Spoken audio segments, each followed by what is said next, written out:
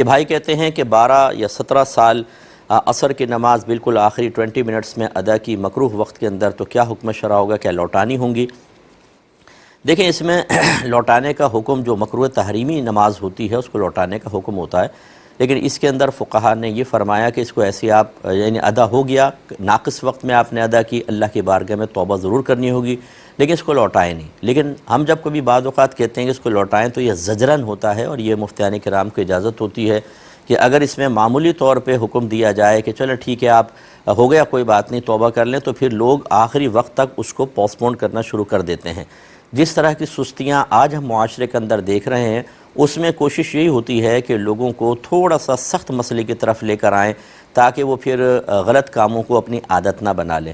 جیسے زکوٰۃ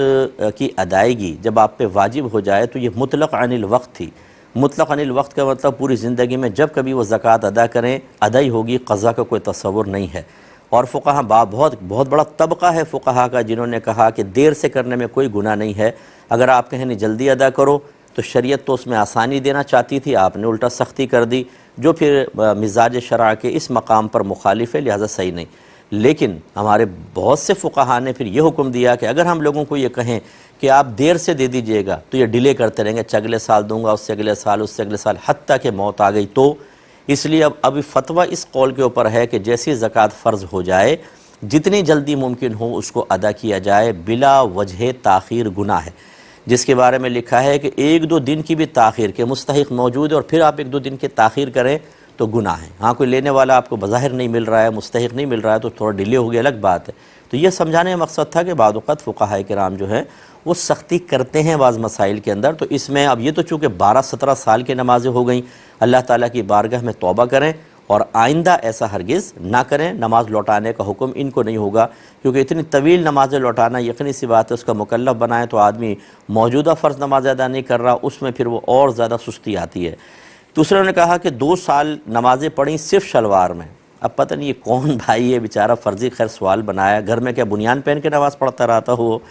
لیکن بہرحال یہ مکروہ صورت ہوتی ہے، اس پہ بھی اللہ تعالیٰ کی بارگاہ میں توبہ کریں اور اگر ممکن ہو سکے تو لوٹا لیں۔ تیسرا جو کہا کہ سخت بھوک اور پیشاب کے غلبے کی حالت میں نماز ادا کی، تو پیشاب کے غلبے کی حالت میں تو نماز مکروہ تحریمی ہوتی ہے، سخت بھوک کے غلبے میں مکروہ تنزیہی ہوتی ہے۔ بھوک والی نہ لوٹائیں، لیکن جو مطلب پیشاب کے غلبے کے ساتھ نماز ادا کی، اگر کنفرم یاد ہیں تو ٹھیک، نہیں یاد تو اندازہ کر لیں، دل سے سوال کر لیں کتنی ہوں گی، 10 ہوں گی، 20 ہوں گی، 50 ہوں گی، جہاں دل مطمئن ہو ان نمازوں کو دہرانا ہوگا۔ ایک کالر ہمارے ساتھ ہیں، السلام علیکم۔ شاید لائن ڈراپ ہو گئی ہے۔ یہ بھائی نے کہا کہ میں اپنے بھائی کے ساتھ مرغے کا کاروبار کرتا ہوں، ہماری انویسٹمنٹ ہے۔ بعض اوقات جیسے میں ہوتا ہوں تو بھائی کہتا ہے کہ یہ اپنے مرغے سیل کرو، کبھی کسی مرغے کے بارے میں کہہ دیتا ہے یہ تمہارا مرغہ بہت اچھا ہے، تو کیا اس طرح بھائی کے کہنے سے وہ مرغہ تحفتاً مجھے مل جاتا ہے، وہ میرا ہو جاتا ہے، شرکت کا نہیں رہتا؟ دیکھیں ایسا نہیں ہوتا، یہ تو ہمارے ہاں عرف عام میں کہہ دیتے ہیں کہ بھئی اپنا کاروبار چل رہا ہے، یہ تو شرکت کی گاڑی ہوتی ہے لیکن تمہاری گاڑی جیسے رینٹا کار پہ چل رہی ہوتی ہے، رینٹ پہ چلا رہے ہوتے ہیں، تو اس طرح کہہ دینے سے ہبہ نہیں ہو جاتا۔